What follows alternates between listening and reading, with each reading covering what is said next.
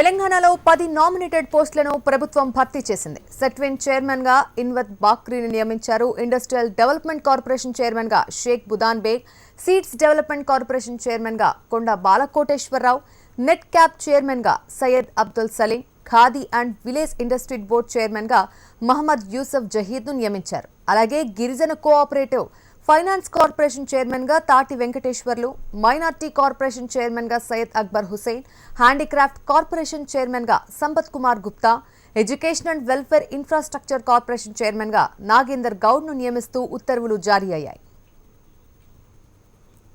ఇదే విషయంపై మరింత సమాచారం మా రిపోర్టర్ సాదిక్ నుండి తెలుసుకుందాం. సాదిక్, మొత్తానికి తెలంగాణలో 10 నామినేటెడ్ పోస్టులను ప్రభుత్వం భర్తీ చేసిన నేపథ్యంలో పూర్తి అప్డేట్స్ ఏ విధంగా ఉన్నాయి?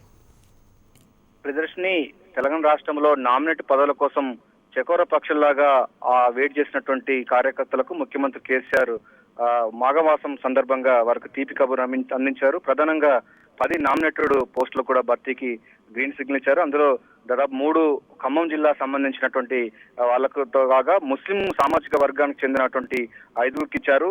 అందులో కేకే కొడుకు కుమారుని కూడా నామినేట్ పదవులు ఇవ్వడం అన్నది కోసం వరకు. అదేవిధంగా వైసీపీ పార్టీ నుంచి వెళ్ళి టీఆర్ఎస్ పార్టీలోకి వచ్చినటువంటి తాటి వెంకటేశ్వర్లు ఖమ్మం జిల్లా సారపాక సంబంధించిన అంటే ఉన్నటువంటి అతను కూడా అప్పుడు చేరికల సందర్భంగా ఇచ్చిన హామీ మేరకు ఆయనకు తెలంగాణ స్టేట్ గిరిజన cooperative development finance corporation chairman గా కూడా బాధ్యతలు అప్పగించారు.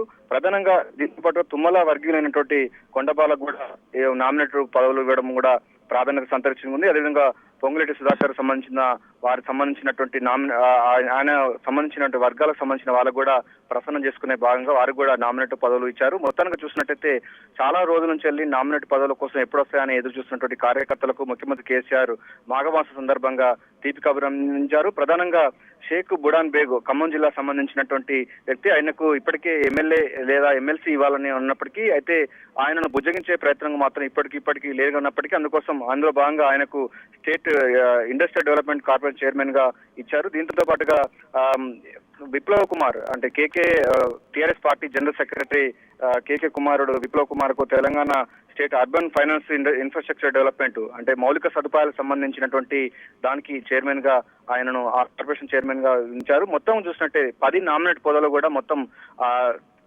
చాలా మటుకు గతంలో ఇచ్చినటువంటి హామీలు ఏదైతే పార్టీ మారినటువంటి ఎమ్మెల్యేలకు ప్రసన్నం చేసుకోవడం భాగంగా అదేవిధంగా ముస్లిం సామాజిక వర్గాలను కూడా దగ్గర తీసుకున్న భాగంగా సెట్విన్ సంబంధించినటువంటి కార్పొరేషన్ చైర్మన్ గా ఇనాయత్ బక్రీని గాని అదేవిధంగా ఖమ్మం జిల్లా ప్రాంతానికి చెందినటువంటి షేక్ బుడాన్ బేగ్ గాని అదేవిధంగా Syed Abdul Aleem net cap chairman కూడా ఆయన కూడా ఇవ్వడం జరిగింది. మొత్తంగా 5గురు ముస్లింలు సామాజిక వర్గం కాగా 3 మాత్రం ఖమ్మం జిల్లా సంబంధించినటువంటి కార్యకర్తలు నాయకులు దీనిలో ఉన్నారు.